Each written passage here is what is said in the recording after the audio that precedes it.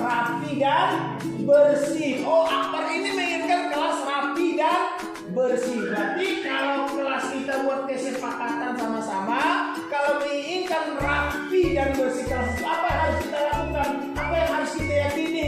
Menjaga. Berarti kita buat keyakinan, kita sama-sama sepakat menjaga kebersihan. Kemudian di antara anak Bapak Siti, Bapak yang tadi menulis kelas yang aman, nyaman. Itu ditulis oleh Siti tadi. Kelasnya aman, nyaman. Berarti apa yang harus kita lakukan? Saling apa? Harus saling menghargai dan menghormati. Oh, kita buat keyakinan kita kedua, saling menghargai dan menghormati. Baik, itu beberapa keyakinan yang harus kita lakukan di kelas. Bapak yakin nanti anak Bapak bisa kita terapkan sama-sama dengan keyakinannya. Nah, tadi ada yang sampaikan tadi harus saling senyum, salam, sapa, sopan, dan santun. Kita singkat menjadi budaya kita 5S. 5S. Apa 5S? Senyum, salam, sapa, sopan, santun. Baik, itu saja kesepakatan yang kita buat. Mudah-mudahan bisa kita terapkan menjadi kelas yang ideal di sekolah kita. Terima kasih anak Bapak. Assalamualaikum warahmatullahi wabarakatuh. Waalaikumsalam warahmatullahi wabarakatuh.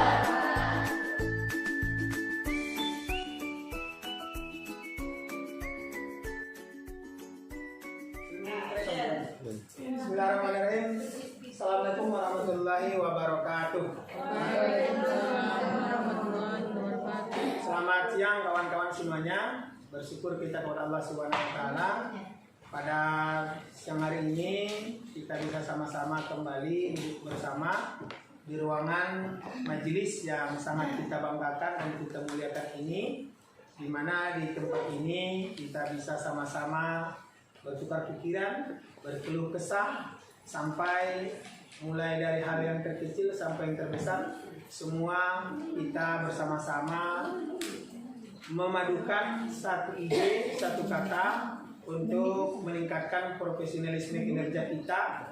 Saya yakin di dalam aktivitas kita sehari-hari pasti ada kendala yang kita dapatkan.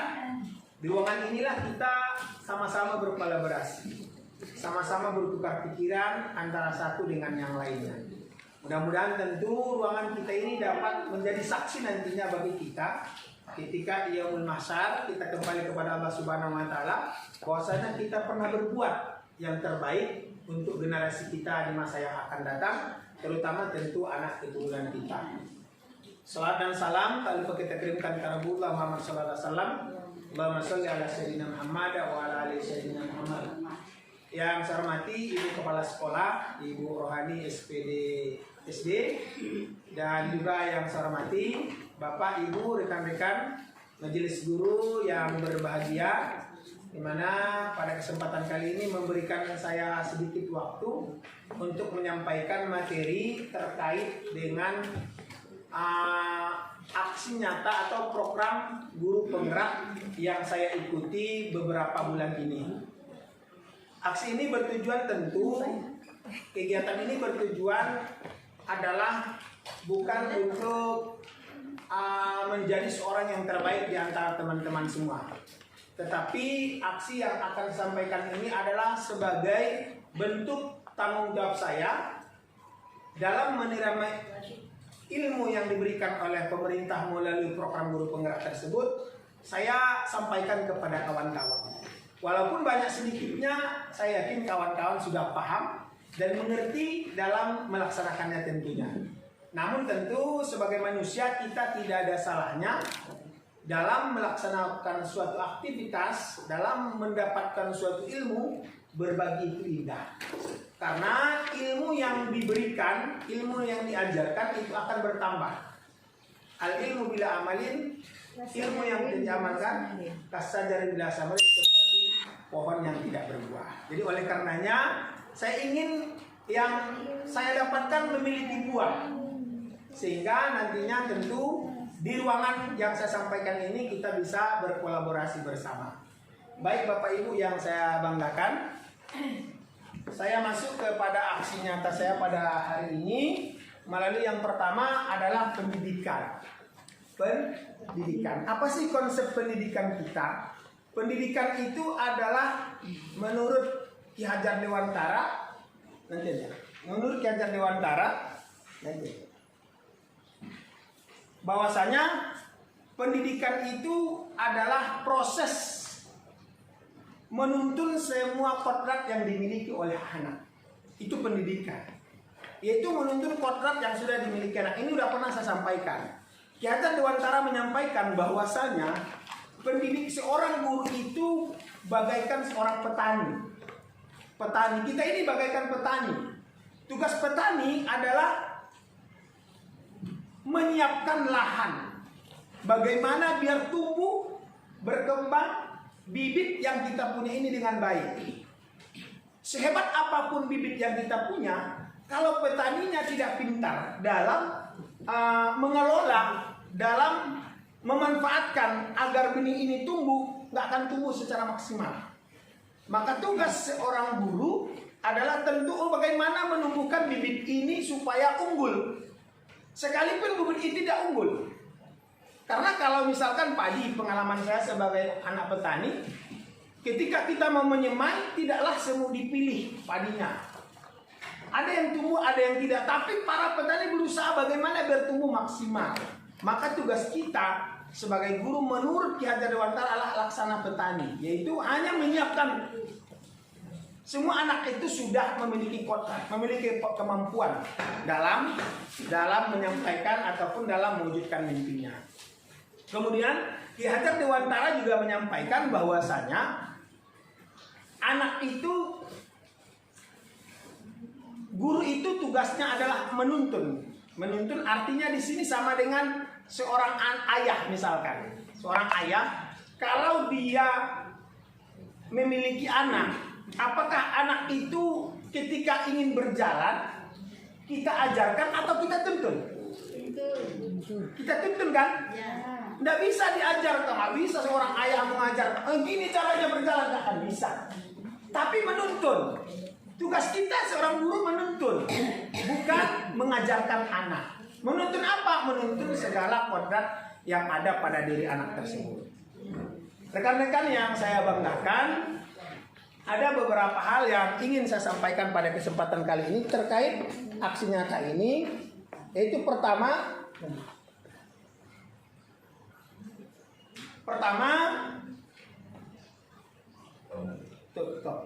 saya ingin merefleksi diri kita dulu.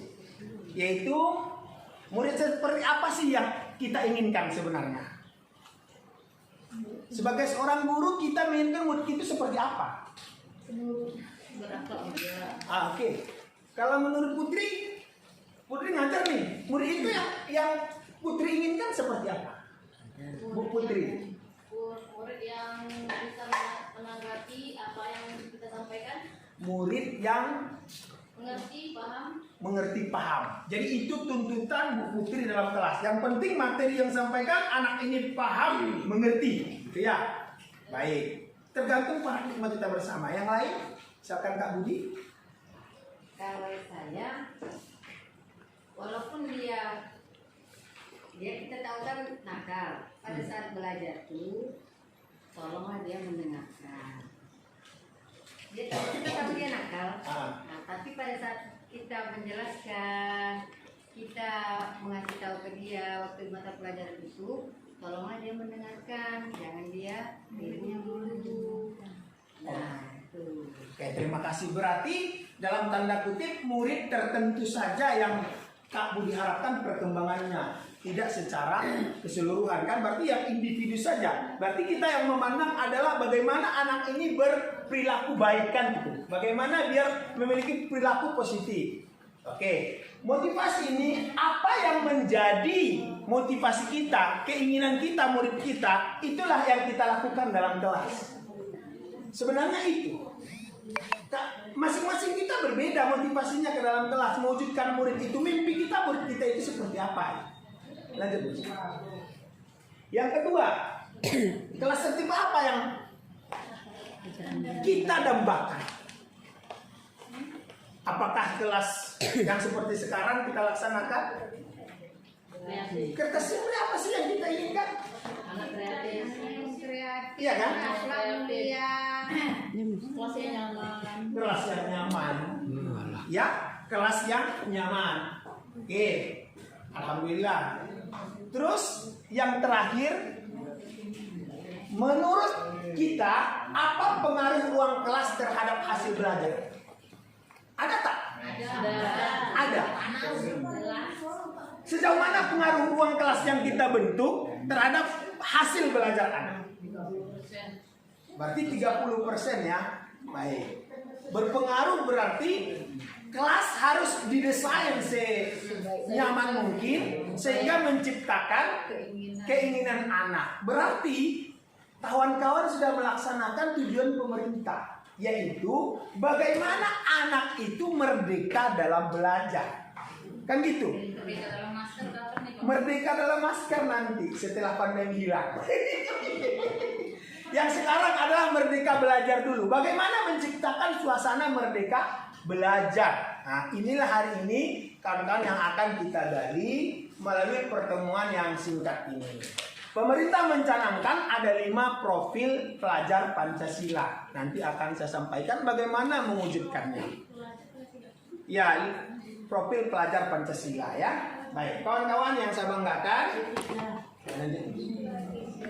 Profil belajar Pancasila. Oke, perubahan paradigma. Dalam membangun budaya positif, sekolah menyediakan lingkungan yang positif, aman, nyaman agar siswa mampu berpikir, bertindak, dan mencipta dengan merdeka, mandiri, dan bertanggung jawab. Umumnya, disiplin sangat berkaitan dengan kontrol guru terhadap siswa. Semua kita menginginkan disiplin kan? Anak kita disiplin. Bagaimana cara kita mendisiplinkan anak kita? Kita sebagai contoh dia. Kita sebagai contoh dia. Itu menurut Bu Sri. Yang lain, kalau Bu Atun bagaimana upaya Bu Atun untuk mendisiplinkan siswanya? Apa yang Bu Atun lakukan? Ya sama juga dengan Bu siapa bupati tadi kita Contoh yang baik. Jadi contoh. menjadi contoh. Oh, menjadi contoh agar anak itu lebih baik. Kita lihat, apakah kita bisa mengontrol murid? 100%-nya. Tidak 100%. Kita lihat. Baik. Menurut William, apa ini? William, Agla, ada. Yaitu yang pertama, ilusi bahwa guru mengontrol siswa. Selamanya kita tidak akan bisa mengontrol siswa. Hanya ketika itu saja kita minta dia berperilaku baik, dia memang melakukan kebaikan. Tapi itu hanya dia tidak mau dikontrol. Dia akan kembali lagi ke situ. Itu yang pertama. Yang kedua, ilusi bahwa semua penguatan positif efektif dan bermanfaat. Untuk mendisiplinkan anak, kadang-kadang kita beri penghargaan. Kita berikan hadiah. Apakah itu efektif? No. Menurut pemikiran William ini tidak efektif juga. Karena anak yang kita berikan motivasi disiplin tersebut, ketika kita berikan penghargaan, itu hanya sementara. Ketika dia tidak diberikan penghargaan lagi, dia akan kembali ke perilaku awal, ke titik nol. Yang kedua, ini sebab kritik dan membuat orang merasa bersalah dapat menguatkan karakter. Contoh, bisa juga kadang-kadang mendisiplinkan anak. Kau tahu nggak? Kau aja yang terus ini aja, sehingga anak itu merasa bersalah. Kita membuat anak itu merasa terbebani dengan masalah. Kau aja lah di kelas ini yang degil. Tengok kawanmu semua. Kan itu bahasa kita biasanya kadang-kadang ya. Ya. Apakah itu biar buat anak jerah? Tidak. Ini menurut pendapat William tadi. Kemudian ilusi bahwa orang dewasa memiliki hak untuk memaksa. Ya, ini juga. Seorang anak bisa dipaksa untuk disiplin, tapi itu juga tidak berkepanjangan. Lanjut, Bos. Jadi apa yang harus kita lakukan supaya anak itu disiplin dalam budaya sekolah kita? Yang pertama yang harus kita lihat adalah bagaimana kita membudayakan nilai-nilai positif di lingkungan. Itu yang utama untuk mendisiplinkan siswa kita. Sebagaimana apa yang dikatakan oleh tokoh pendidikan kita, Ki Hajar Dewantara mengatakan bahwa untuk menciptakan siswa yang merdeka, maka syarat utamanya harus mempunyai disiplin yang kuat, yaitu disiplin diri yang berasal dari motivasi internal dalam dirinya. Harus dalam dirinya, muncul dari dalam dirinya, baru itu murni. Jika tidak mempunyai motivasi internal, maka diperlukan motivasi eksternal orang lain untuk mendisiplinkan dirinya. Perlu memang dari luar, tapi yang paling utama adalah bagaimana anak itu disiplinnya adalah muncul dari dalam dirinya sendiri. Baik, kawan-kawan yang saya banggakan, lanjut. Oke, ada 3 motivasi perilaku manusia, kawan-kawan. Termasuk kita. Ada 3 yang membuat kita ke sekolah, ada 3, bisa jadi seperti itu. Yang membuat anak rajin ke sekolah 3. Yang pertama, untuk menghindari kejenuhan atau hukuman. Contoh, hari ini kita kepala sekolah baru. Nggak enak lah terlambat. Menghindari kan hukuman. Anak juga demikian. Sama dengan kita. Menghindari ketidaknyamanan. Nggak nyaman lah terlambat. Itu motivasi pertama yang muncul dari diri kita. Ya kan? Oke. Yang kedua, untuk mendapatkan imbalan atau penghargaan dari orang lain. Oh, saya datanglah atau saya melakukan inilah. Itu anak kita. Supaya dapat penghargaan. Itu motivasi anak. Manusia. Yang ketiga, untuk menjadi orang yang mereka inginkan dan menghargai diri sendiri dengan nilai-nilai yang mereka percayai. Inilah yang wujud. Inilah yang disebut dengan motivasi internal dari dalam. Yaitu dia sadar bahwasanya ini bermanfaat untuk dirinya. Dia mendisiplinkan dirinya adalah untuk kepentingan dirinya, bukan karena mendapatkan sesuatu dari orang lain atau bukan karena takut hukuman dan lain sebagainya. Oke, ini pendapat ini adalah dari Diana Gosa. Lanjut. Oke, baik. Maka kenapa anak-anak kita itu di kelas itu perangainya bermacam-macam? Kan gitu. Kenapa begitu? Yang harus kita pahami adalah kebutuhan dasar manusia. Ada kebutuhan dasar manusia yang harus dipenuhi anak. Tidak terpenuhi di lingkungan di rumahnya. Kita tahu pendidikan itu berpengaruh 3, yaitu keluarga, sekolah, dan lingkungan. Kan gitu. Nah, ketika di salah satu yang itu kan di rumah, ketika salah satu kebutuhannya tidak terpenuhi, maka inilah yang kita lihat. Maka perlu kita untuk menangani masalah anak-anak kita harus mengetahui kebutuhan anak tersebut. Pertama, kebutuhan bertahan hidup. Merupakan kebutuhan yang bersifat filosofis untuk bertahan hidup, misalnya kesehatan, rumah, makanan, komponen psikologis dari kebutuhan ini adalah kebutuhan akan perasaan aman. Itu yang pertama, kebutuhan ingin aman. Yang kedua, kebutuhan cinta kasih sayang. Nah, ini yang selalu muncul di kelas kita, di mana kebutuhan untuk diterima.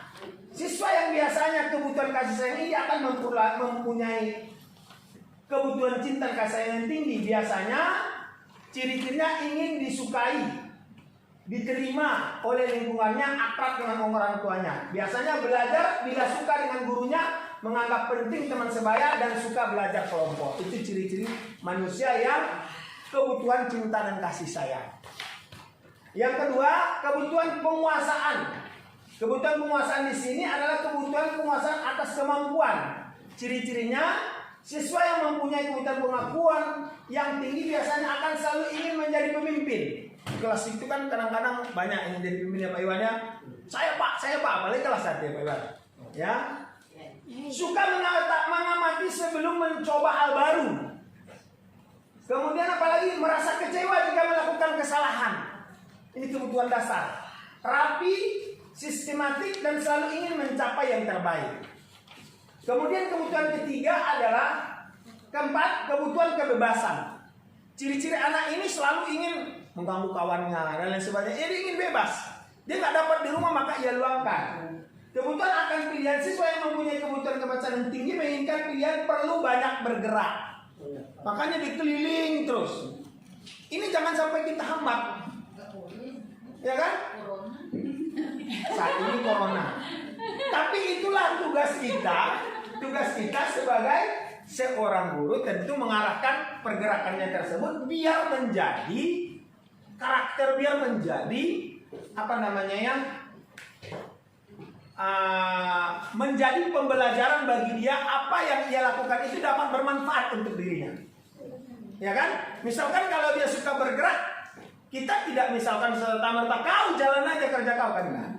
Misalkan tadi kau Pak duduk gitu. Apalagi saya orang Batak kan. Kan gitu kau ini. Bagaimana Pak Amir kalau bergerak tersebut? Nah, sistemnya adalah memberikan apa sih mau anak ini. Ini yang harus kita cari. Kemauannya apa? Oh dia sukanya jalan. Iya, berarti arahnya ke olahraga. Itu namanya pengembangan potensi anak. Ada yang tak mau dia Budi? Nanti kita lihat bagaimana caranya mendiamkan anak. Ya. Lanjut. Oke. Kalau ngomong terus berarti dia ingin menjadi seorang wartawan. Bagaimana caranya biar dia ngomong? Ibu harus arahkan. Bagaimana upayanya? Berikan dia fasilitas untuk persentase dalam kelas materi yang sudah diajar. Kasih dia buku. Itu arahnya. Kalau dia suka jalan-jalan, Hah? kalau dia suka jalan-jalan sana sini, Suka jalan-jalan tujuannya apa? Belikan dia tiket. ganggu-ganggu temannya. Ganggu-ganggu temannya. Satu-satu. Teman-temanku satu-satu. Oke. Dia hobi cerita dengan kawan-kawan. Jadi sapanya kamu hobi cerita, bagusnya kamu cerita depan jadi semua orang bisa mendengar. Kamu mau ya. Berarti teknis pendekatan yang kita lakukan belum pas. Kenapa dia nggak mau? Berarti dia belum merasa merdeka. Kebutuhan dia hanya bisa disalurkan lewat kawannya, belum di depan. Jadi inilah tugas kita sebagai seorang guru hari ini, menciptakan pembelajaran abad 21, kecakapan. Karena mau tidak mau, suka tidak suka, nanti capaian kompetensi yang akan kita capai di kurikulum yang akan datang. Oke, lanjut nanti aja. Nanti aku nggak selesai. Kemudian kebutuhan kesenangan. Biasanya siswa dapat kebutuhan kesenangan yang biasanya menikmati apa yang dilakukan, konsentrasi melakukan hal yang disenangi, suka permainan, suka mengoleksi barang, dan suka melucu bergurau. Nah ini kebutuhan kesenangan. Bagaimana proses pembelajaran yang kita lakukan tersebut anak itu senang. Semua mereka capek bunyinya. Ya memang kalau kita nggak mau capek, nggak usah jadi guru kata para Pius. Saya mengambil kalimat dari kepala sekolah saya lama. Kalau tidak mau capek, nggak usah jadi guru. Please. Kalau semalam memang nyambung semua, tapi aku capek Mir. Dia suka balik ada yang bisa capek. Baik. Kebutuhan anak kesenangan. Jadi maksud saya, maksud pemerintah, bukan saya ya. Maksud pembelajaran yang disampaikan ke siswa tersebut, kita sebagai guru hanya fasilitator saja, bukan narasumber.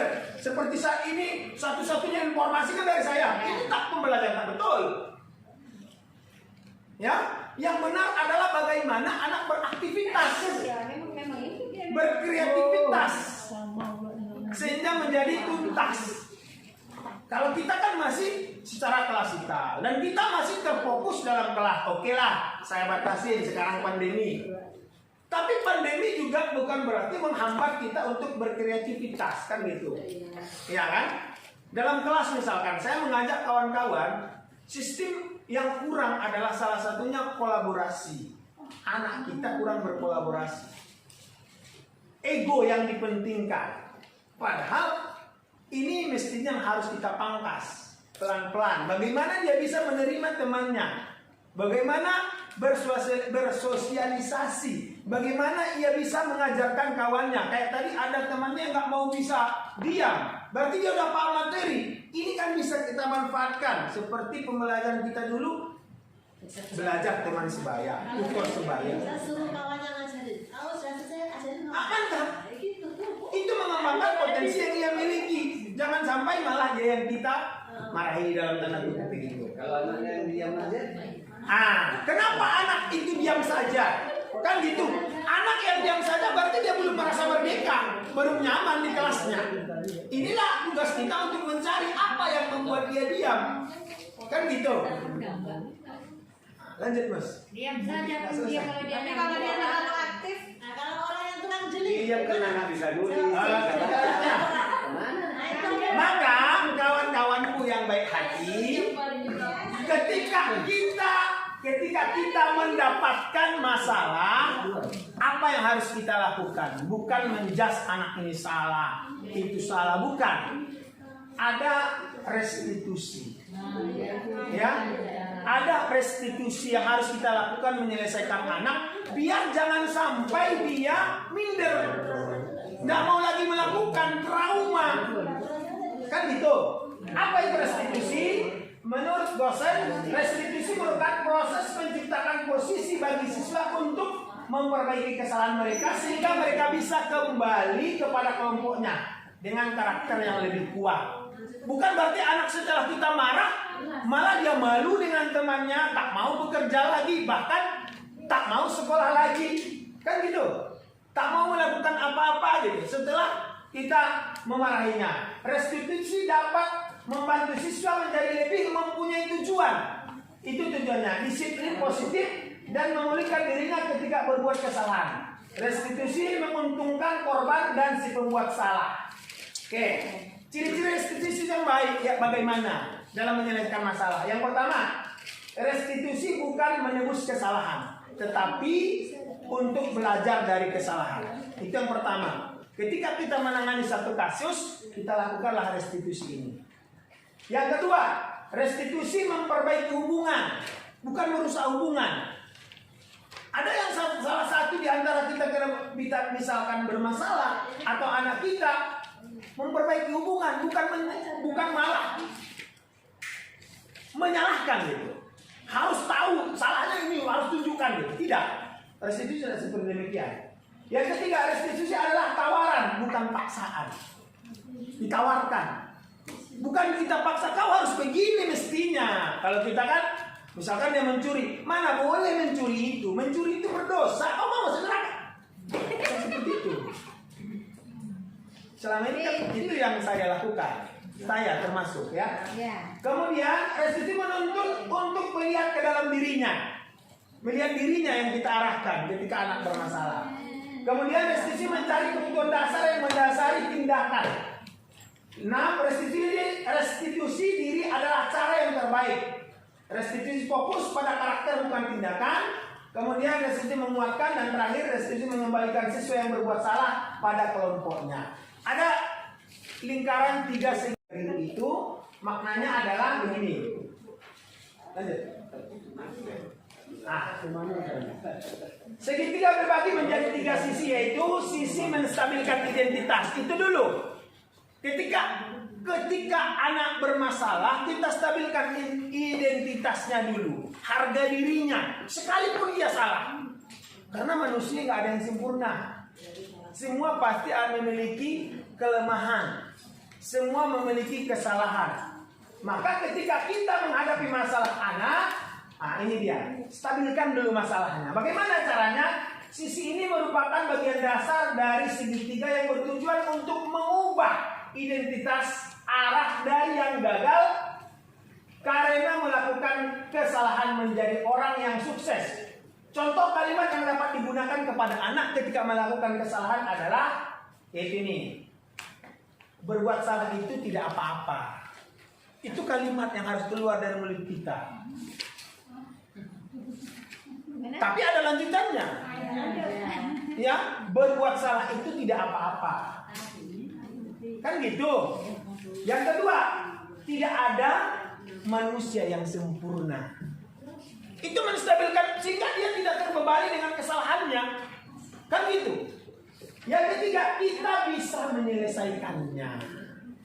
Bagaimana kita menyelesaikannya? Oke, Bapak tidak tertarik untuk mencari siapa yang salah. Itu juga bisa. Tapi Bapak ingin mencari solusi dari permasalahan ini. Ketika arah fokus pada kesalahan, maka akan sulit untuk melakukan restitusi. Karena rasa bersalah menguras energi, kemudian merasa bersalah berarti identitas gagal. Rasa bersalah membuat kita terperangkap pada masa lalu yang sudah tidak bisa diubah lagi. Jadi kalau kita berfokus kepada masalah, yang terjadi 3 ini. Yang kedua, yang harus kita lihat adalah sisi validasi tindakan yang salah. Apa yang kita lakukan? Artinya kita menggali dulu dengan anak tersebut kesalahan yang dia lakukan. Caranya, kalimat yang bisa kita gunakan adalah padahal kamu bisa melakukan yang lebih buruk dari ini. Misalkan, itu kan validasi kesalahan dia untuk menyadari kesalahan yang dia lakukan. Kamu pasti punya alasan mengapa kamu berbuat ini. Itu juga yang harus keluar ketika kita merestitusi anak, menyelesaikan masalah anak kita. Yang ketiga, kamu boleh mempertahankan sikap itu, tapi kamu harus menambahkan sikap baru. Disinilah kita munculkan karakter seperti apa yang kita mau dari anak tersebut. Terakhir, kita menanyakan kepada dia, karena di sini mestinya kita sudah memiliki keyakinan kelas atau aturan kelas. Kalau dulu kan kita buat apa namanya dulu ya? Kalau aturan apa? Kelas tidak boleh lalai, tata tertib ya. Dulu kan namanya tata tertib. Kalau sekarang kedepannya adalah diubah menjadi kesepakatan kelas. Kesepakatan dulu aturan kelas, walaupun namanya sama tapi sedikit berbeda. Nanti akan kita coba untuk susun. Maka kita berharap dengan ini kita menjadi senjata ketika anak melakukan suatu kesalahan terhadap aturan ataupun kesepakatan yang dibuat. Kita kan anak itu kaget-kaget kan ketika kita memberikan misalkan anak ini salah, misalkan tak buat PR. Kita kan langsung mengambil tindakan. Apakah marah? Tergantung kondisi psikologis kita juga. Kadang-kadang ketika anak tak buat PR kita santai saja, tak ada masalah, kondisi fisiknya stabil. Ketika kondisi fisiknya salah, kau aja yang saya uruskan, PR tak pernah buat. Paham itu kan? Kenapa? Anak kaget. Mestinya apa yang kita lakukan? Ada dulu kesepakatan terhadap kelas kita. Apa sih kalau kesalahan ini? Poinnya sudah harus kita membuat kesepakatan dalam kelas kita masing-masing. Bukan kita yang nyusun, tapi anak diajak. Contoh, anak-anak, kalian kelas seperti apa sih yang kalian inginkan? Karena kita fasilitator, Bapak Ibu. Inilah mengarah kepada merdeka belajar. Kan yang kamu kita layani mereka, kita hadir ke sekolah ini bukan mau melayani Pak Amir kan, bukan mau melayani Bu Rohani sebagai kepala sekolah. Kita hadir ke sini mau melayani anak didik kita. Kenapa tidak diciptakan rumah dia dengan indah, dengan baik? Kenapa kita ciptakan hanya satu arah terus setiap hari? Sistem belajarnya pun hanya seperti kita dalam kantor ini. Di rumah kita aja kita bosan, kadang-kadang kursinya agak naik ke atas kan, bosanlah arah sana, ubah arah sana kan gitu. Begitu juga dengan peserta didik kita. Menunya harus kita ubah, materinya memang itu, tapi teknisnya yang kita ubah. Pembelajaran yang kita lakukan harus berpihak kepada anak. Itulah tujuan merdeka belajar tersebut. Ya, bagaimana anak senyaman mungkin dalam pembelajaran yang kita laksanakan. Itu tentang restitusi. Ini dia keyakinan kelas yang saya sampaikan tadi. Keyakinan merupakan nilai-nilai kebaikan atau prinsip yang disepakati secara universal. Orang akan lebih semangat atau tergerak untuk melaksanakan keyakinannya daripada hanya mengikuti aturan. Makanya tadi motivasi di awal tadi lebih tinggi motivasi yang dia yakini daripada motivasi eksternal dari luar, baik hadiah maupun hukuman, nggak jalan. Makanya tidak disiplin, tak bertanggung jawab, karena dia nggak yakin. Maka keyakinan inilah yang kita wujudkan dalam peserta didik kita. Bagaimana langkah-langkah membuat keyakinan kelas ini? Yang pertama, memberikan kesempatan kepada semua siswa untuk berpendapat tentang peraturan yang perlu disepakati di kelas. Kita minta dulu anak kesepakatan yang kita buat tersebut. Yang kedua, mencatat semua masukan siswa di papan tulis atau di kertas besar sehingga semua siswa bisa melihatnya.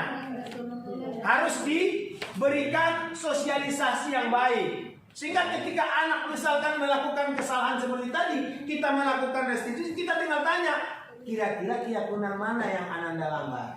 Kan gitu. Oh, poin 3 Pak. Setelah itu apa kita ngajarkan bagaimana? Kau harus tidak. Lalu apa maunya kamu buat setelah kasusmu ini? Dia yang mengutarakan. Dia menyampaikan kehendaknya, bukan kita yang mengarahkan. Sehingga ia baru menyadari perilaku yang ia lakukan itu salah. Yang ketiga, menyusun keyakinan kelas sesuai prosedur pembentukan keyakinan kelas. Ubahlah kalimat negatif menjadi kalimat positif. Kalau dulu kan dilarang membuang sampah sembarangan, kalimat negatif kan. Harus kalimat positif, menginginkan suasana kelas yang bersih. Itu yang ditanamkan dengan anak, bukan larangan, bukan terbebani. Kalau larangan yang dia pikir adalah hukuman, motivasi dia jadinya adalah hukuman, bukan keyakinan. Nah itu, jadi yang dimunculkan anak, kawan-kawan, anak-anak ingat di kelas. Yang dimunculkan adalah itu tadi, positif. Contoh, jangan berlari di kelas menjadi berjalan di kelas. Iya kan? Berjalan di kelas. Sama di masjid juga kan dilarang menghidupkan HP kan, itu bukan itu kalimat yang sekarang yang positif kan, yang diciptakan di masjid juga. Jadi kita mengarah ke sana. Jangan selalu berpikiran negatif. Kita mengembangkan budaya positif. Oke? Baik. Berarti nggak ada kalimat perintah lagi. Tidak ada lagi, Bude. Yang ada adalah bagaimana sampah pada tempatnya itu kan kalimat perintah. perintah, ya. Tapi bagaimana dia menciptakan keyakinan, kesadaran. Kalimatnya itu. Kemudian apa nih? Dan datang tepat waktu bisa didasarkan menjadi keyakinan, yaitu saling menghormati. Keyakinan itu ini kemudian dijadikan daftar untuk disepakati. Kelima, meninjau ulang keyakinan kelas secara bersama-sama. Artinya keyakinan kelas tidak perlu banyak agar mudah untuk diingat. 3-7 keyakinan prinsip sudah cukup. Jadi nggak perlu aturan itu banyak dibuat, tapi mencakup. Saling menghormati. Itu kan sudah gamblang kan? Kalimat itu sudah luas. Saling memaafkan itu sudah luas. Kemudian setelah keyakinan kelas dibuat, maka semua anggota kelas dapat meninjau ulang dan menyetujui dengan menandatanganinya, guru dan siswa. Terakhir, keyakinan kelas dapat ditempel di dinding kelas agar mudah untuk dilihat. Jadi itu kawan-kawan cara membuat keyakinan kelas.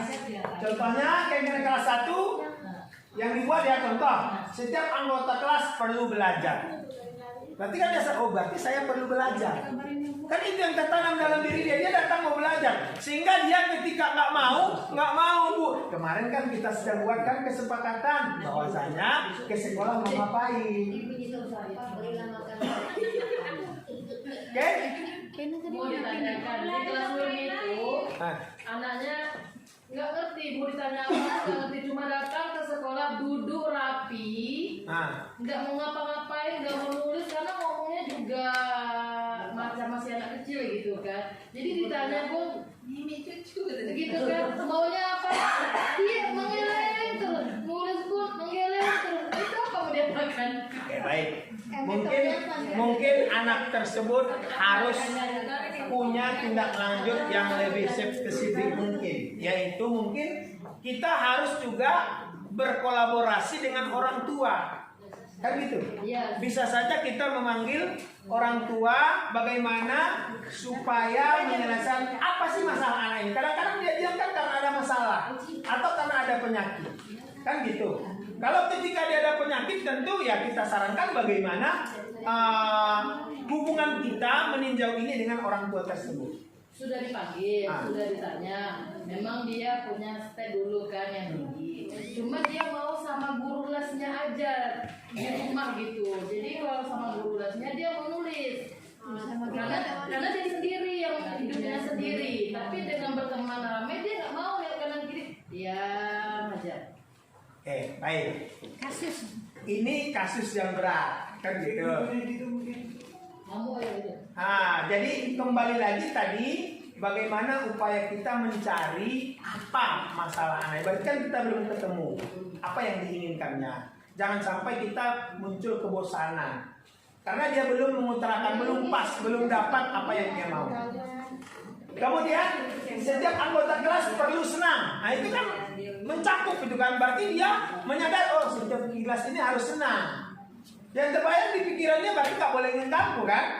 Kalau menyenangkan kan jadinya. Kemudian setiap anggota kelas perlu melakukan tugas, tanggung jawab arahnya kan. Kalau biasanya kan kita aturan tugas harus dikerjakan, PR dikerjakan tepat waktu kan gitu. Sekarang diubah kalimatnya. Kemudian terakhir setiap anggota kelas perlu merasa aman. Ini contoh bagaimana keluar dari anak-anak ataupun anggota kelasnya keinginannya itu yang kita catatkan supaya mereka paham. Memang kelas 1, kelas rendah memang agak rumit, tapi nggak ada salahnya dicoba bagaimana dia bisa berbicara mengutarakan pendapatnya. Baik kawan-kawan, agak sedikit ya. Yang terakhir keinginan kelas 5. Contoh selalu bersikap positif senantiasa dan seterusnya ya. Lanjut Mas. Biar cepat. Kamu lewat-lewat aja Mas. Ini contoh yang sudah saya buat. Ya, kebetulan saya melakukan di kelas Bu Suri. Ya, yang saya buat adalah kelas 5 SD Negeri 05 Sampulung. Selalu menjaga kebersihan dan lingkungan sekolah.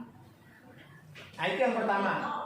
Ini tentu tugas saya dan tugas Bu Suri tentunya yang harus berkolaborasi meninjau ini. Yang kedua membudayakan 5S, itu yang kami inginkan. Senyum, salam, sapa, sopan, santun. Saya mengharapkan ini menjadi budaya kita juga di sekolah. Karena kekurangan anak-anak kita, termasuk kemarin Ibu Kepala Sekolah menyampaikan ke saya, salah satunya anak-anak ini tegur sapanya kurang. Kita harus rasakan itu. Makanya kawan-kawan, paradigma positif di sekolah harus kita bangun. Jangan hanya kita menuntut kelas kita saja, tapi bagaimana seluruh SD 005 ini adalah anak kita. Maka saya dulu memang agak enggan juga menyapa duluan, tapi atas bimbingan Ibu Kepala Sekolah, jangan kita tunggu anak dulu, kita yang dulu.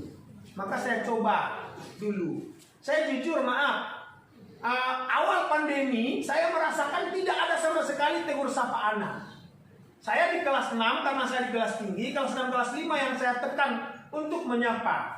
Tapi di kelas rendah saya jujur Bapak Ibu, saya sejak Pak Jumadi berdiri di depan, saya hanya ingin sebenarnya melihat karakter orang tua dan anak, bukan tujuan apa-apa. Di situ saya lihat sampai detik ini karakter anak rendah itu belum tercipta untuk menyapa. Dia lewat aja. Apa ini karakter kita? Dilanggar diterapkan. Berarti kan tugas kita ya Bu ya. Semua. Di kelas itu harus kita terapkan. Kita mulai dari rumah masing-masing. Kita kan udah punya rumah masing-masing. Bu Yesi punya anak 37. Berapa anaknya? Anak murid. Kita bicara di sekolah bukan di rumah. Kalau di rumah khusus Pak Raja. Kalau pendidikan ini sebelum masuk itu semuanya harus di luar dulu. Dulu ya Bu. Baru dia masuk. Assalamualaikum. Sekarang semuanya itu ada lagi. Semuanya. Baru dia masuk. Assalamualaikum Bu. Kita jawablah waalaikumsalam. Jadi belum masuk. Kita begini aja kan sampai salam kan. Ya. Dia juga begini assalamualaikum Bu. Assalamualaikum Pak. Kita ya. Mungkin kayak gini. Dia tidak salaman, maksudnya tidak salaman kan tidak ada masalah. Kayak orang Cina. Makanya kan saya bilang tadi setelah pandemi kan, bahasa saya tadi setelah pandemi, maka tugas kita mengembalikan karakter anak kita ini, kan itu tadi. Saya nggak bilang anak kita dulu. Saya bilang tadi perasaan saya setelah pasca pandemi anak kita karakternya kurang dalam hal ini. Maka ini yang dimunculkan. Tak saya bilang dari dulu tidak. Setelah pandemi tadi bahasa saya, pasca pandemi. Oke, kita lihat ya. Saling menghargai warga yang bertanggung jawab. Ini mungkin saya hanya nyusun 5 saja karena tak boleh banyak-banyak. Baik, budaya positif yang mungkin harus kita kembangkan mungkin seperti gambar yang di sini. Walaupun mungkin banyak gambar saya kebetulan saja. Tapi saya yakin kawan-kawan semua sudah melakukan. 1, itu budaya positif juga, olahraga bersama. Di situ kita bisa mengembangkan potensi anak. Itu sudah dilakukan. Yang kedua, budaya ini. Ini kebetulan ada kuati lewat saya foto. Ya ini kan pandemi. Minimalkan anak, Pak. Ibu kepala sekolah aja lewat. Dilanggar dia ya. Macam tak kenal ya. Bukannya dia mikir, malah dia jalan aja dia. Asal bodoh kata dia. Gitu. Jadi kalau anak kita misalnya, anak kandung kita di rumah buat seperti itu, apa kita diam aja? Saya yakin ibu tegur kan? Ya. Kenapa anak kita di sekolah kita dia buat seperti itu? Kan gitu. Kita sudah diberikan anak kandung di kelas masing-masing. Kami kuburan suri paling banyak anak kandungnya. Tugasnya ya, maksudnya begitu. Tapi saya yakin kawan-kawan semua ini sudah dijalankan. Bukan berarti tidak dijalankan. Ya, cuman tentu harus kita kuatkan lagi bagaimana karakter ini bisa terwujud dalam diri anak kita. Lanjut. Kemudian tenang. Jadi kalau mau cepat tadi ya itu dia. Baris dulu di luar sebelum masuk. Jadi tidak boleh belajar di luar kelas dan lain sebagainya, menciptakan suasana belajar di kelas. Tugas kita bersamalah Bapak Ibu. Bagaimana mengupayakannya biar anak itu bisa menyampaikan ide gagasannya. Lanjut Mas. 5 posisi kontrol. Ini terakhir ya Bapak Ibu. 1. Tadi di awal saya bilang bahwasanya kita tidak bisa mengontrol anak kita. Bagaimana? 1, penghukuman. Seorang penghukum dapat menggunakan hukum fisik dan verbal. Seorang penghukum dapat menggunakan hukum fisik, dan kalau guru yang menjalankan posisi penghukuman akan berkata, patuhi aturan saya atau awas. Itu biasa yang keluar. Tujuannya mengontrol, tapi hukuman. Ini tidak akan berjalan efektif. Karena itu motivasi disiplin dia adalah dari eksternal, dari luar, paksaan, hukuman. Yang kedua, membuat orang merasa bersalah. Tadi saya sampaikan poin di awal, mesti dicari jawab. Pada posisi ini biasanya guru akan lebih bersuara lembut, menggunakan keinginan yang membuat siswa menjadi tidak nyaman, bersalah atau rendah hati. Mungkin lebih lembut daripada sering kepala sekolah kita. Contoh, kata guru dalam posisi ini misalnya, Bapak sangat kecewa dengan kami. Berapa kali Bapak Ibu harus memberitahu kami ya? Itu membuat anak merasa bersalah. Ya, posisi membuat anak merasa bersalah. Lembut memang kalimatnya, tapi dia terpotong. Tajam. Apakah ini kontrol yang efektif? Tidak. Oke. Saya nggak juga kesalahan anak, nggak juga. 3. Kontrol yang kita lakukan adalah sebagai teman. Sebagai teman. Kita anggap teman. Kontrol yang dilakukan, ayo. Biasanya kata-kata guru itu, ayo berubah demi ibu ya. Ayo berubah demi ibu ya. Karena kita memposisikan teman dengan anak. Berubah ya demi bapak. Hargailah ibu ini, hargailah bapak ini. Itu memposisikan sebagai teman. Apakah itu bertahan? Tidak juga kawan-kawan. Kenapa? Ketika dia kecewa, dia akan berulah kembali. Namanya teman. Gak selalu kita bisa memposisikannya sebagai teman. Kemudian monitor pemantau. Bagaimana? Apa biasa yang kita lakukan? Urutannya apa? Yang kamu lakukan ini, kan gitu. Apa yang kamu lakukan? Bahasa kita biasanya begitu. Yang paling efektif adalah dalam mengontrol siapapun, baik anak kita, suami kita, siapa saja, adalah posisi manajer. Ya, manajer. Manajer itu apa biasanya Bapak Ibu? Yang biasa keluar adalah merupakan posisi kok tulisannya gitu ya?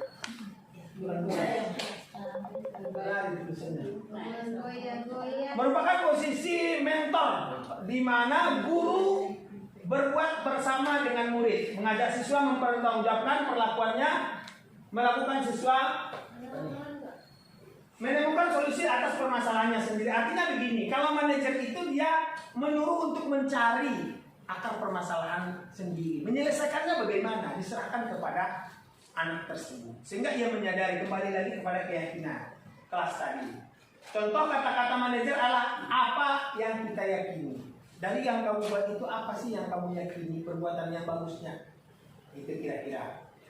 Kemudian jika kamu meyakininya, apakah kamu bersedia memperbaikinya, ditawarkan. Kan ditanya dulu, udah bagus belum yang kamu buat? Tentu dia cerita tak bagus Pak. Nah, di mana lagi tidak bagusnya? Mencuri itu kan tak bagus. Misal kalau mencuri kasusnya. Kemudian baru kita tanya, apakah kamu bersedia memperbaikinya? Bersedia Pak. Bukan kita, jangan buat begitu. Itu tak boleh. Dalam agama berdosa, disiksa dalam neraka. Itu Pak Amir. Ceramah Pak Amir sepanjang tidak. Masuk tidak. Masuk ketika itu juga. Yang paling efektif adalah menunjukkan apa tentang dirimu, apa rencanamu untuk memperbaikinya. Ditanya dia. Jadi maunya seperti apa yang akan melakukan ke depannya. Nah itu kawan-kawan posisi kontrol yang harus dilakukan oleh kita. Ini langsung terima kasih atas kesempatan yang diberikan.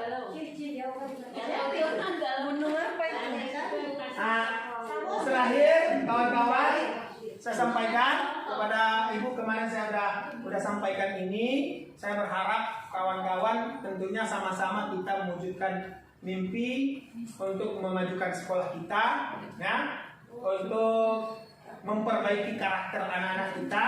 Ada 5 profil pelajar Pancasila. Ini program yang mungkin saya buat dan saya tawarkan kepada Ibu, dan alhamdulillah sudah disepakati, disetujui, ditandatangani. Yaitu 1, beriman dan bertakwa kepada Tuhan Yang Maha Esa. Ini akan terwujud ketika pasca pandemi dan sebelum pandemi ada yang sudah bisa diwujudkan. Program ini juga tidak akan berjalan tanpa dukungan kawan-kawan semua. Yang pertama, apa usaha kita untuk mewujudkan beriman bertakwa kepada Tuhan Yang Maha Esa? Berdoa sebelum dan sesudah belajar. Ini harus kita maksimalkan. Setiap hari efektif belajar. Kemudian sholat zuhur berjamaah. Nah ini kemarin kita sudah sepakati dengan kelas 3 dan kelas 4.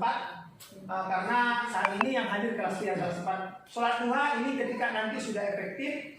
Membaca Asmaul Husna, membaca sholawat Nabi, literasi PAI, infak Jumat, menerapkan 5S. Saya berharap yang paling kita tekankan saat ini mengajak kawan-kawan ada budaya 5S ini. Ya, bagaimana anak-anak kita memiliki karakter ini sehingga dia memang tahu, oh itu guru saya. Nah, kita kenalkan sebagaimana kita kalau pulang kampung mengenalkan keluarga. Di kelas harapannya guru olahraganya Pak Iwan, itu ngajarnya kelas ini, sehingga tidak lagi anak kelas 1 di depan manggil saya Om. Saya dipanggilnya Om, saya tanya kamu punya tante nggak?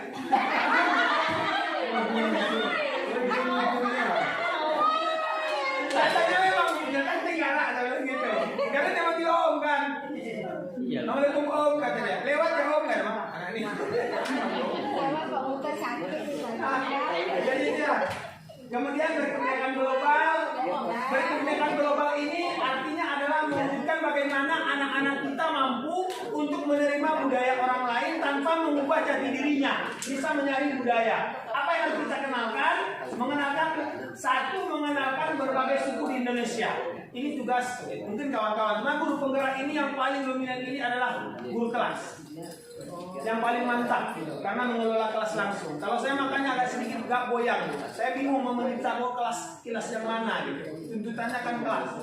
Tadi kalau kawan-kawan guru kelas yang masuk, saya yakin lebih top karena ilmunya langsung. Saya memang agak-agak sedikit kebingungan karena saya banyak kelas.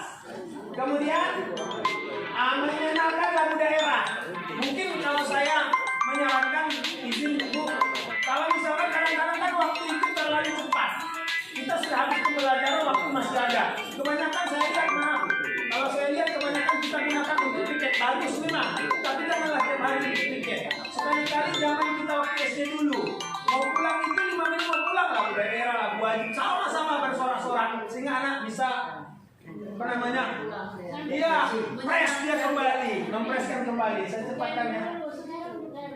Nah, kita kembalikan budaya itu. Gotong royong dalam pembelajaran, kerja kelompok, bersih-bersih di ruang kelas. Kemudian mandiri dalam pembelajaran melalui pemberian tugas dan seterusnya. Mungkin ini Bapak Ibu yang saya dapat sampaikan. Terakhir sebelum kita tutup, saya ingin kawan-kawan berdiri sejenak, boleh ya? Boleh berdiri ya? Bos. Maksudnya nyanyi. Nyanyi bersama. Bos. Suara bergembira ya. Dokter ya? Menurut keluarga. Ada pesan keripik.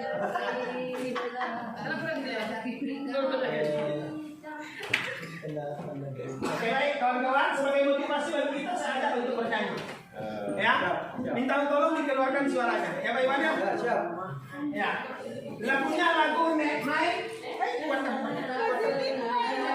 Nadanya adalah nada Nek Mai. Oke? Tanda. Cuma jadi tanda biru ya. Nah.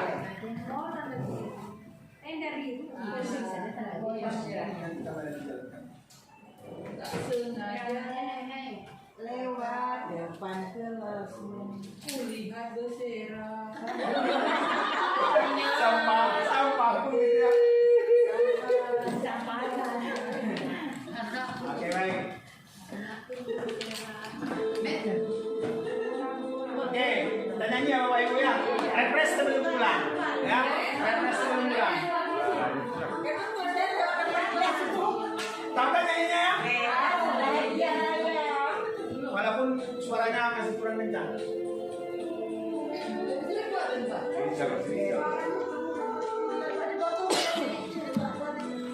Tak sengaja lewat depan kelasmu, ku melihat ada orang yang baru dihiasi gambar dan puisi. Hati bertanya hasil karya siapa. Ku percaya. Hasil murid kreatif lain ajar guru yang inovatif yang membuat murid menjadi aktif sehingga kelas menjadi atraksi.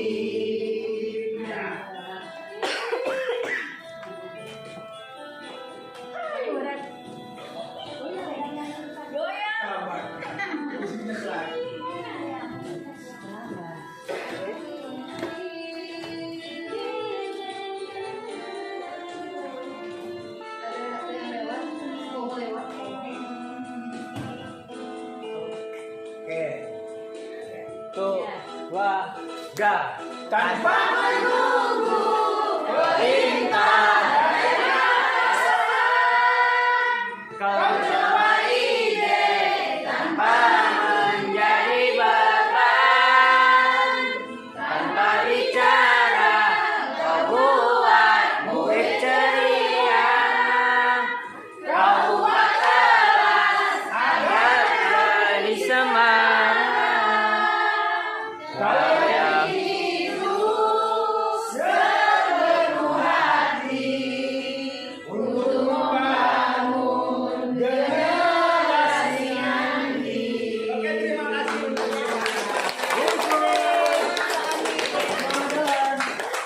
baik kawan-kawan, demikian persamaan malam pada hari ini. Saya ucapkan terima kasih kepada Ibu Kepala Sekolah yang telah memberikan waktu kepada saya. Maaf kawan-kawan, sedikit mungkin waktunya pulang terlambat ke 10 menit. Saya minta maaf dan terima kasih sekali lagi.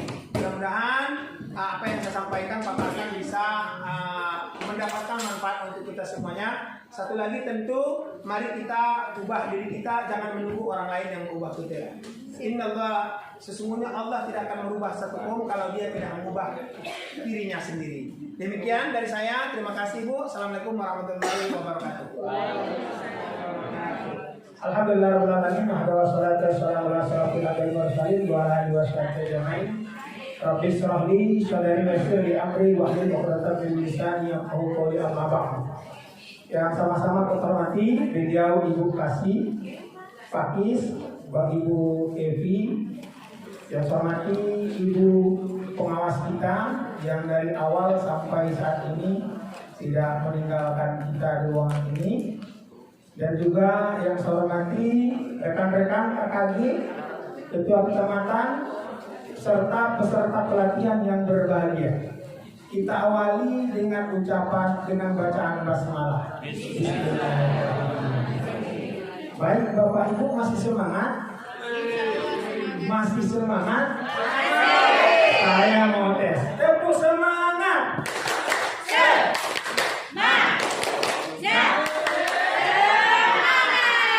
Ibu-ibu cacingan.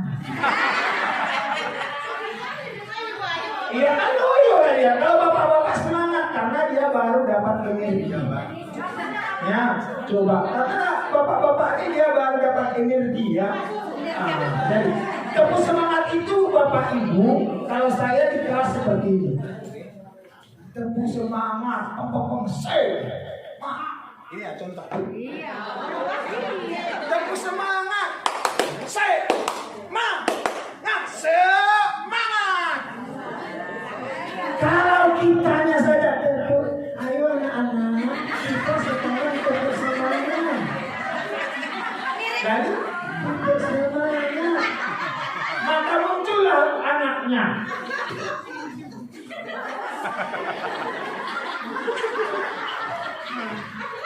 Karena pengaruh seorang guru itu sangat luar biasa Bapak Ibu. Akan menularkan energi positif terhadap peserta didiknya. Kalau gurunya loyo, bagaimana muridnya mau semangat? Kan gitu. Kalau memang sudah karakter, Pak. Itu alasan saya. Masa semangat karakter sih? Karakter saya tidak semangat, karakter saya loyo. Kasih kali Bapak Ibu.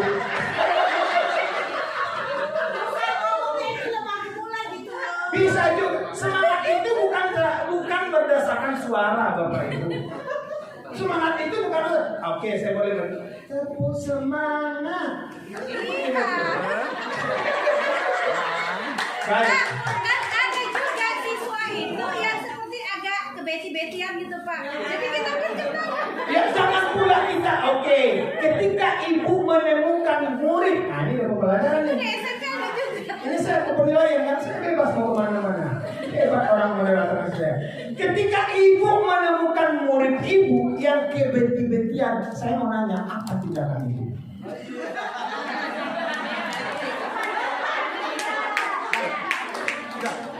Besar.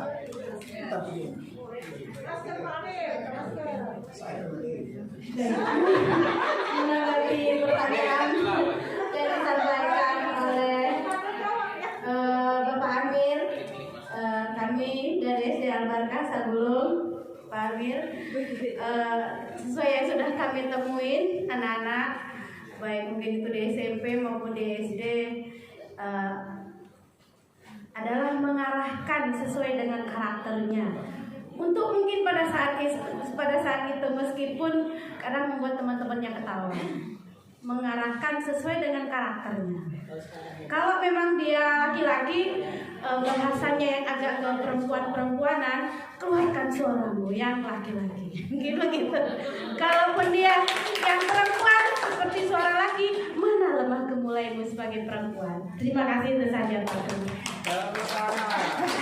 Artinya Bapak Ibu, kita harus mengembalikan kepada kodratnya. Menurut Ki Hajar Dewantara, bahwasanya ini materi ini mahal kan bayarnya.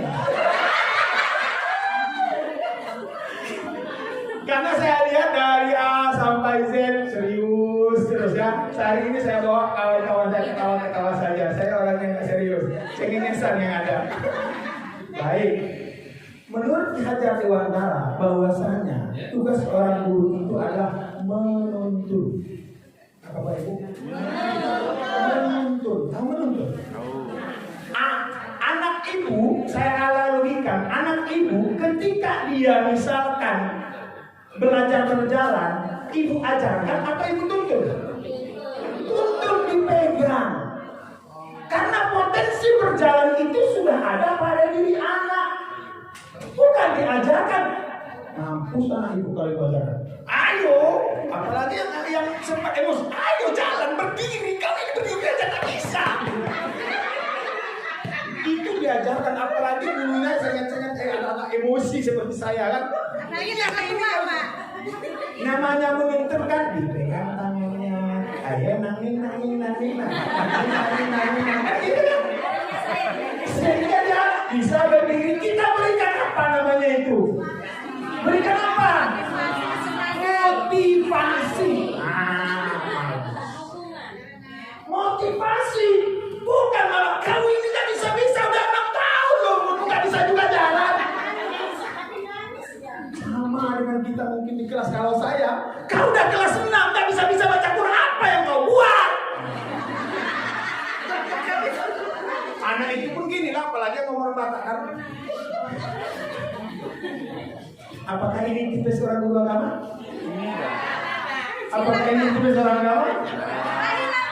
Hilang kan? Nah, inilah Bapak Ibu saya sampaikan tadi, konsep pendidikan kita harus berubah. Kita hanya sebagai fasilitator, bukan harus menjajali anak dengan materi-materi. Tapi bagaimana kita mengembangkan karakter-karakter yang ada pada peserta didik kita. Ini kita selalu dituntut mengejar materi. Aku belum tuntas membaca Al-Quran.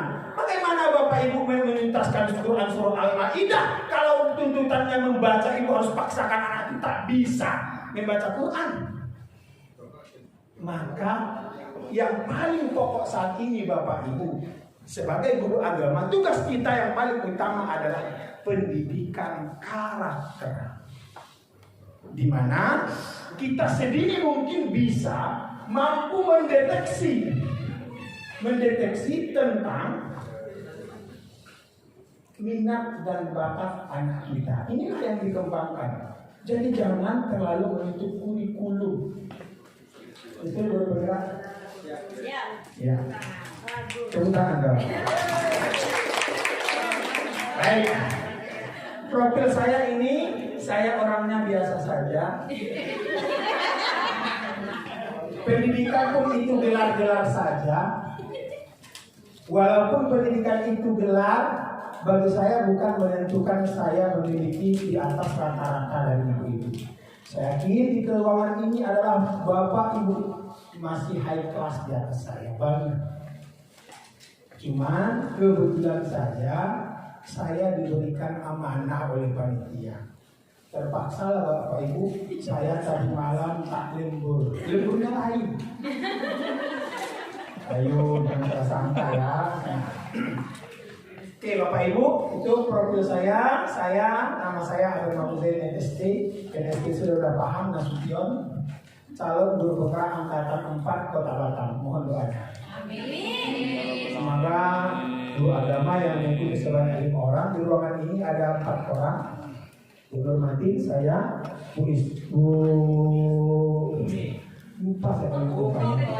Umi dan Pak Oka. Satu lagi Ibu Rosminah dari Batu Ampar. Jadi ada 5 kita perwakilan guru agama di guru penggerak. Kemarin sudah diwakili oleh Bu Eva sebagai perwakilan di PAI tingkat nasional. Berarti kita kalau kolaborasinya mantap, jalan semua ini kakak. Profesional semua ini guru-guru, udah ada yang tak profesional. Maka saya sangat miris Bapak Ibu kalau seandainya kepala sekolah mengatakan guru agama itu pabrik kali aja tak tahu. Ini hati saya langsung. Ya, saya orangnya juga tidak terlalu administratif. Kalau Bapak Ibu periksa administrasi saya di sekolah, pasti nilai saya di Bapak Aja Silwan paling rendah, paling tinggi 65. Saya serius saja. Tapi yang paling esensial bagi saya adalah bagaimana saya menanamkan nilai-nilai karakter bagi anak saya. Kalau nggak masalah, ini bukan. Kalau tanda kutip ya, bukan berarti administrasi tidak penting, tidak. Tapi jangan mengabaikan gara-gara administrasi lupa suami, lupa istri. Kalau kata Pak Pengawas kemarin, kalau datang Pak Pengawas jangan gemetaran. Alhamdulillah Bapak Ibu, kalau dia datang saya tak gemetaran, cuma was-was. Ada yang sepaham sama saya? Dirita dong. Baik Bapak Ibu, kita lanjut. Baik. Sebelum kita mulai, sebenarnya ini awalnya. Ayo selamat datang di kelas kita, di sekolah kita. Saya masukkan ini program guru penggerak yang akan dilanjutkan oleh kawan-kawan saya. Ayo menyusun kesepakatan kelas. Kelas seperti apa yang kita mau pelatihan kita? Ayo Bapak Ibu usulkan. Selama kami berbicara di depan, apa yang kita inginkan dalam kelas ini? Satu orang. Terus sama. Tetap semangat. Nyaman. Yang ini tadi kan cewek aku.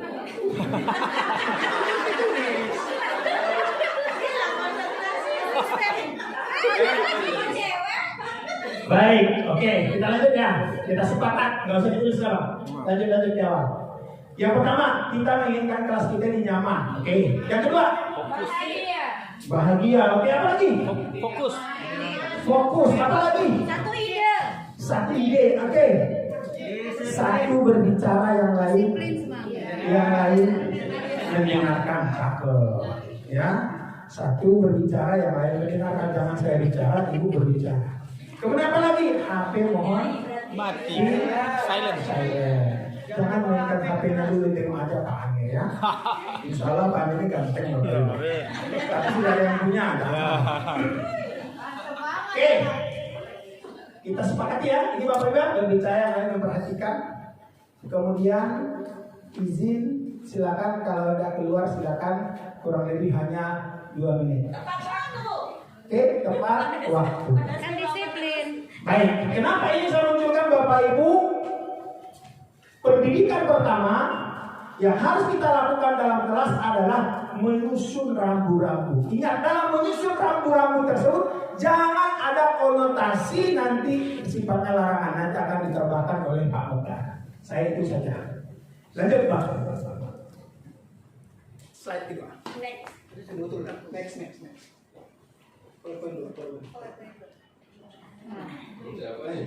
Ini kayaknya belum. Tujuan pembelajaran kita pada pagi hari ini: 1. Peserta mampu memahami definisi penilaian. 2. Peserta mampu mengembangkan IPK dan kompetensi dasar. 3. Peserta mampu merumuskan indikator soal. Kemudian peserta mampu menyusun kisi-kisi soal. Kemudian peserta mampu menyusun soal pengetahuan. Itu tuntutan saya pada hari ini. Dan sebagai bahan evaluasi berhasil atau tidaknya saya di depan ini. Karena saya menetapkan tujuan, berarti saya juga harus membuat strategi. Jangan tujuan dibuat strategi tak ada. Tujuan mantap. Kalau kita lihat RPP kita tujuan luar biasa semua ini. Tapi strateginya bagaimana? Anak-anak. Sepanjang hari anak-anak terus ya. Ya itu enggak Bapak Ibu di sini enggak. Ini apalagi sertifikasi media ini guru profesional semua rata-rata nih. Luar biasa mantap. Baik Bapak Ibu yang saya hormati. Baik, slide 2. Sebelum kita masuk, slide 1 lagi.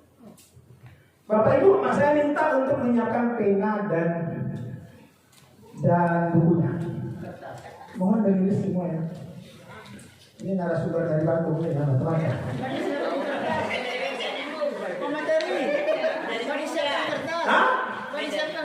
Waduh, kalau kertas ini panitia nih. Saya tadi bilang saya tahu diundang kok. Maka saya yang jadi narasumber saya. Oke. Tahan dulu.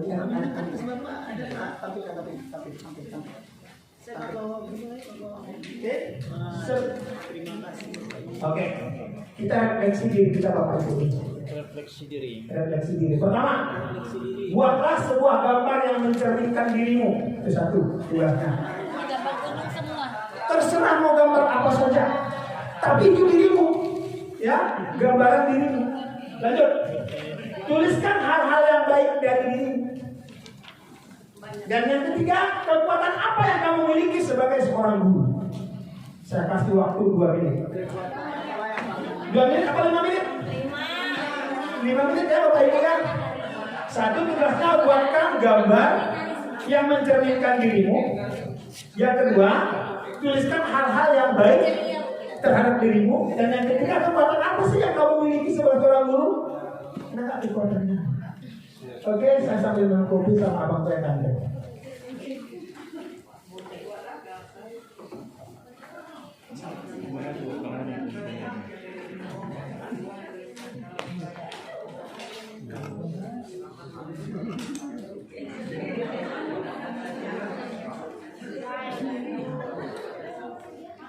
Maaf ya, saya sudah.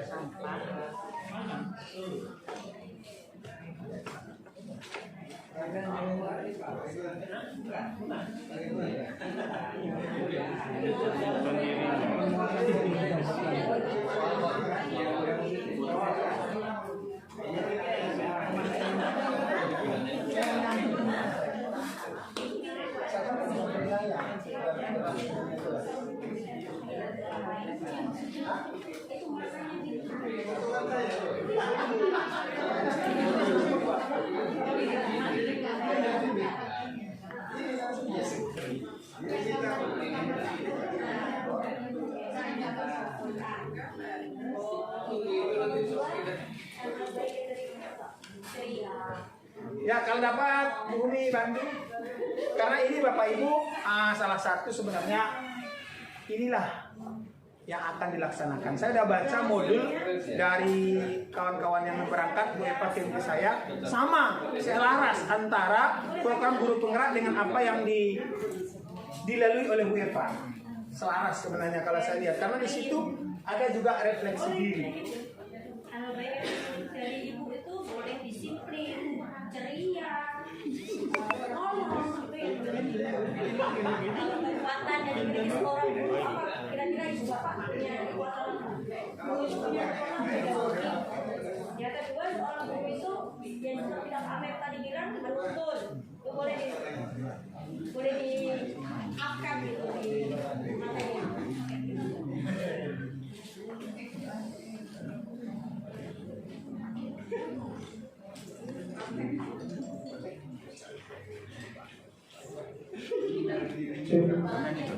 Gambaran diri kita ya Bapak Ibu, gambaran.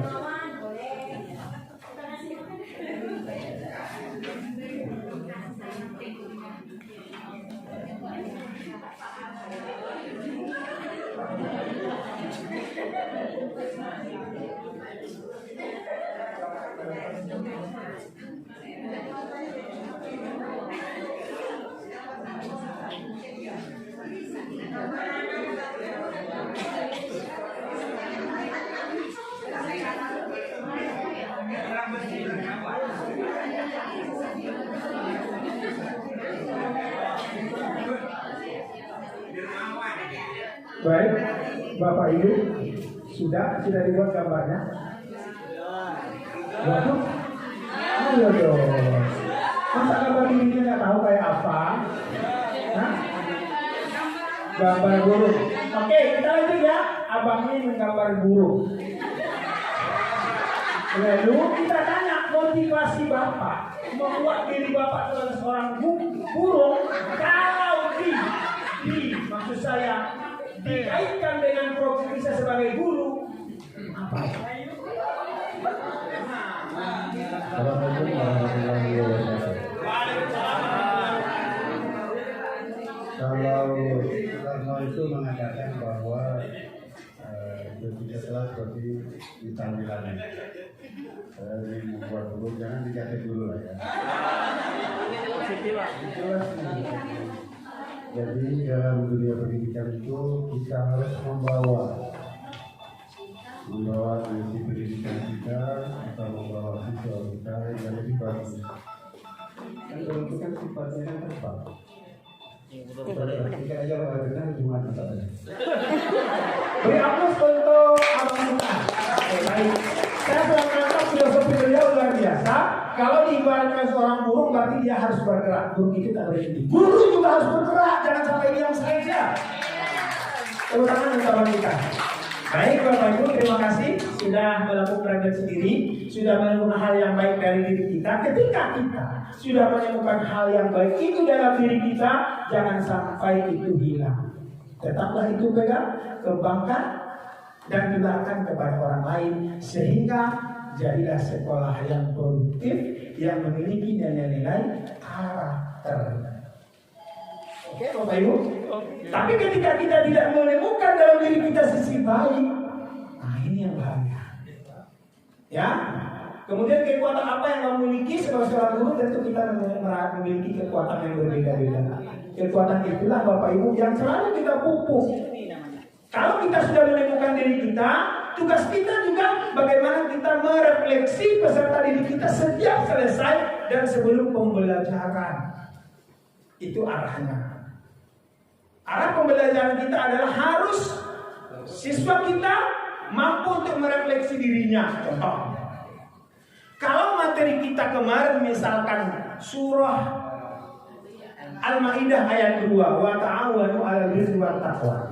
Apa refleksi yang Bapak buat ketika Ibu masuk kelas? Apakah hari ini kita belajar Al-Maidah ayat 3? Silakan baca. Udah jelas saya bilang tadi anak kita bisa baca. Motor juga mau membaca.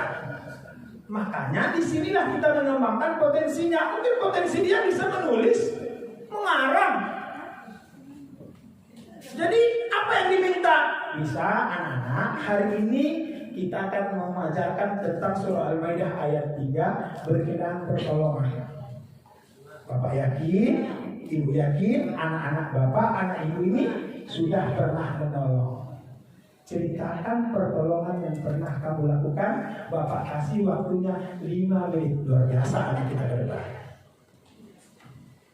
Karena dia akan terbiasa menulis. Kita termasuk guru susah untuk menulis. Saya contohkan. Oke, sambung cerita saya. Oke, kita akan bermain quiz dulu supaya saya ingat. Saya akan bercerita, nanti satu orang saya akan minta menyambung cerita saya. Menurut dia sudah selesai ceritanya, silakan lemparkan ke siapa yang Anda mau. Terserah mau dibawa kemana ceritanya. Oke. Siap? Siap? Asesmen gak jadi nih, gak aja nih. Tapi saya memang diberikan motivasi. Walaupun nilai yang hafal semua ini, tak perlu ini. Ya kan Bapak Ibu ya? Penilaian. Udah kacang kan lain. Baik, saya akan mulai. Saya akan bercerita nanti. Setelah saya habis cerita saya minta untuk disambung oleh kawan saya. Dan silakan lemparkan kepada siapa yang Bapak Ibu mau. Ceritanya begini. Pada hari Minggu, dan kata kunci yang harus diambil adalah kata yang terakhir lanjutannya. Paham Bapak Ibu? Kata kuncinya adalah kata yang terakhir. Oke? Pada hari Minggu, saya dan keluarga berjalan-jalan ke Nongsa. Di Nongsa kami bermain di pantai Putri. Di Pulau Putri. Di Pulau Putri banyak ikan melompat-lompat ke sana kemari. Kata kuncinya adalah ikan. Saya minta kepada Ibu silaturahim.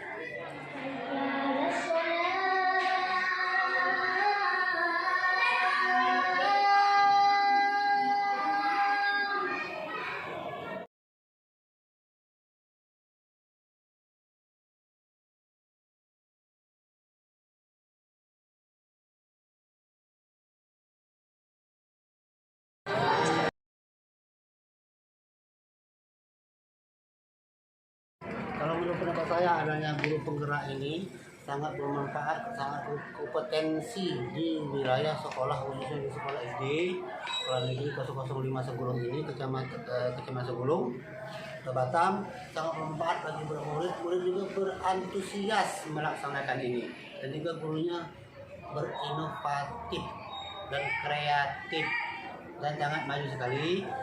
Anak-anak juga dia senang bermain di luar dengan bermain alat dengan tanpa menggunakan alat tapi menggunakan suara, tangan betul. Jadi bersemangat dan berenergi. Mantap guru penggerak Kota Batam.